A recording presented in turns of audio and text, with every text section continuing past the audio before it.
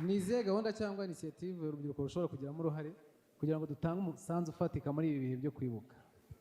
uruhare runini ni mu rushyire mu kubeshyuza abakwiza ibinyoma ku Rwanda. Hari abajya bambwira ngo ntabwo tuzi amateka, ntidufite ibyo twavuga. Birahari, muranabindusha. Wenda mwijya kuvuga amateka ya mbere ya 60 cyangwa mbere ya 59 n'ahandi, ni muvuga u Rwanda rw'ubu, ibyiza biri mu Rwanda uko murubona, ibyo birahagije. Kubera yuko abagoreka amateka bakwiza ibinyoma ku miyoborere nyayo y'u Rwanda.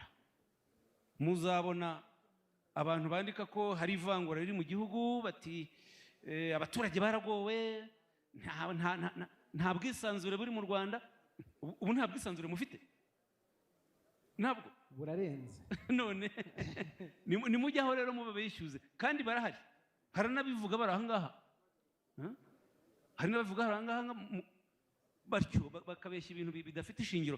Abo rero niyo nshingano ya mbere mufite, ni mugaragaza isura nyakuri y'u Rwanda, muyerekana uko u Rwanda rumeze, uko rubaryoheye, uko n'iki icyerekezo muruganishaho, n'ibyiza by'imiyoborere y'u Rwanda bya nyakubahwa Perezida wa Repubulika n'ibintu mubona.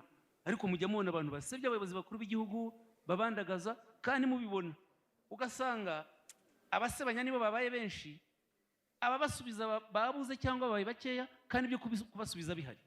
Amateka aremereye wenda muyihorere, ariko musubize ibyiza by'ubu bihari kandi mubona.